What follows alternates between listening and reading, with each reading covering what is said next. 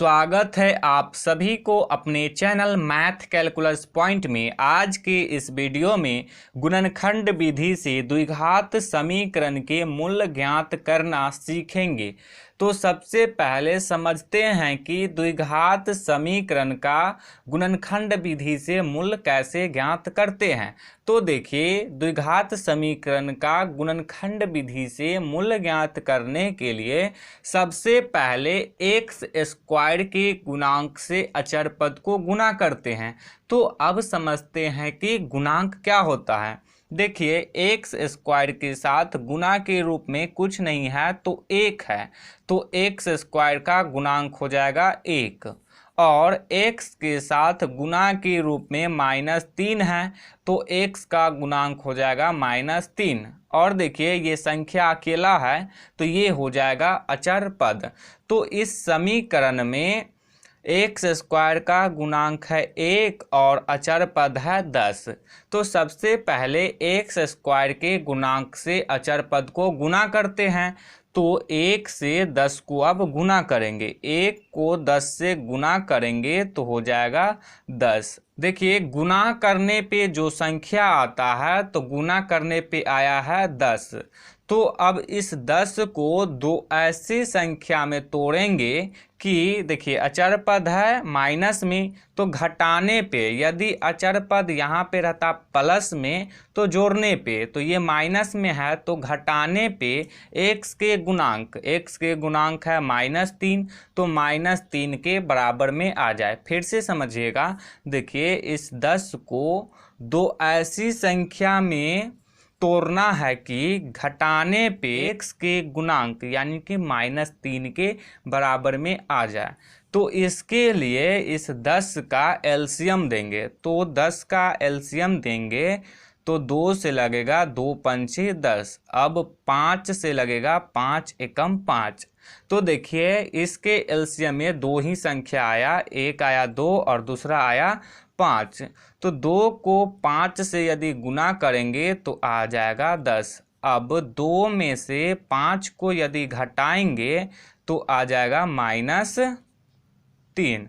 तो हमें दो ऐसी संख्या में तोड़ना था कि गुना करने पे 10 आ जाए और घटाने पे -3 आ जाए।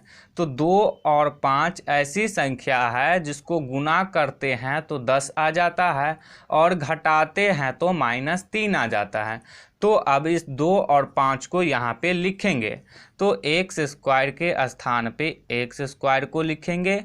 अब देखिए, इस -3x के स्थान पे 2 और 5 को लिखेंगे।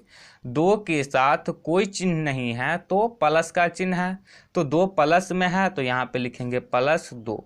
अब देखिए, इस 3 में x लगा हुआ है तो इस 2 में भी x लगा देंगे, तो x लगा दिए। अब देखिए, ये 5 है तो 5 माइनस में है तो लिखेंगे -5। अब देखिए, इसमें x लगा हुआ है तो इसमें भी x लगा देंगे। अब -10 है तो -10 का -10 लिख देंगे, बराबर 0 है तो बराबर 0। अब दो पद का जोड़ा लगाएंगे और उसमें से कॉमन लेंगे। तो समझते हैं कि पद क्या होता है। देखिए, प्लस और माइनस से अलग होता रहेगा उसको पद बोलते हैं। तो देखिए, एक्स स्क्वायर जो है ये प्लस से अलग हो रहा है तो ये एक पद हो जाएगा। 2x प्लस से अलग हो रहा है तो ये एक पद हो जाएगा। तो ये एक पद और ये एक पद, तो 2 पद का ये जोड़ा हो गया। अब देखिए, फिर ये है 5x माइनस से अलग हो रहा है तो ये एक पद हो जाएगा। और 10 भी माइनस से अलग हो रहा है तो ये भी एक पद हो जाएगा। तो ये 2 पद हो गया, तो इसका भी जोड़ा लगा लेंगे। अब इस 2 पद में से जो मिलेगा उसको कॉमन लेंगे। तो कॉमन लेने के लिए पहले समझते हैं। देखिए, ये है x स्क्वायर प्लस 2x।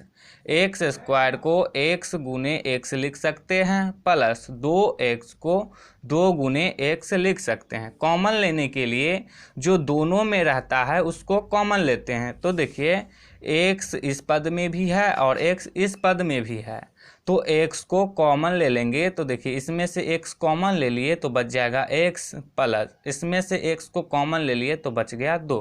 तो इसी तरह से अब इसमें कॉमन लेंगे तो देखिए ये है एक्स स्क्वायर प्लस 2x, तो एक्स स्क्वायर में x है और 2x में भी x है, तो x को कॉमन ले लेंगे। x को कॉमन ले लिए तो देखिए एक्स स्क्वायर में से x कॉमन ले लिए तो बच जाएगा x प्लस, अब 2x में से x को कॉमन ले लिए तो ये बच जाएगा 2। अब देखिए माइनस इस पद में है और माइनस इस पद में भी है, तो माइनस को कॉमन ले लेंगे। अब देखिए ये पद है 5x और ये है 10, तो 5 इस पद में भी है और 5 इस पद में भी है, तो 5 को कॉमन ले लिए। 5x में से 5 को कॉमन ले लिए तो बच जाएगा x। देखिए जब माइनस को कॉमन लेते हैं तो चिन्ह बदल जाता है, तो ये माइनस में है तो ये हो जाएगा प्लस में। 10 में से 5 को कॉमन ले लिए तो बच जाएगा 2, बराबर 0 है तो बराबर 0। अब देखिए इस कोष्ठ में की संख्या और इस कोष्ठ में का संख्या यदि बराबर हो तो समझेंगे कि हमारा गुणनखंड सही है। तो देखिए इस कोष्ठ में है x प्लस 2 और इस कोष्ठ में भी है x प्लस 2, तो ये दोनों संख्या बराबर है, तो हम जो अभी तक गुणनखंड किए हैं ये हमारा सही है। अब देखिए ये एक पद बन गया और ये भी एक पद बन गया, तो ये 2 पद हो गया। अब इस दोनों पद में से कॉमन लेंगे तो देखिए इस पद में x प्लस 2 है और इस पद में भी x प्लस 2 है, तो अब x प्लस 2 को कॉमन ले लेंगे। x प्लस 2 को कॉमन ले लिए तो इस पद में बच गया x और इस पद में बच गया -5, बराबर 0 है तो 0। तो देखिए इसका गुणनखंड आ गया x - 2 और x - 5। तो इस समीकरण का मूल ज्ञात करना है, मूल यानी कि x का मान ज्ञात करना है। तो x का मान ज्ञात करने के लिए एक बार इसको 0 के बराबर में लिखेंगे, फिर एक बार इसको 0 के बराबर में लिखेंगे। x प्लस 2 बराबर लिख देंगे 0 और फिर x - 5 बराबर लिख देंगे 0।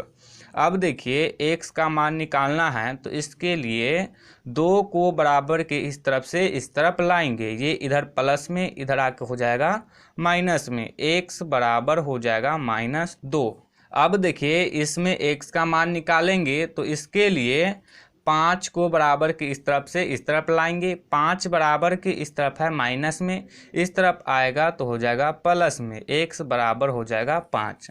तो देखिए x का मान आ गया -2 और 5, तो यही हो जाएगा इसका मूल। अब देखिए x का 2 मान क्यों आया है, तो देखिए ये द्विघात समीकरण है, तो जितना घात रहता है उतना x का मान आता है। यदि घात यहाँ पे 3 रहता तो x का 3 मान आता, यदि यहाँ पे घात 1 रहता तो x का 1 ही मान आता। तो घात 2 है तो इसीलिए x का 2 मान आया है, पहला मान आया है -2 और दूसरा मान आया है 5, तो यही हो जाएगा इसका आंसर।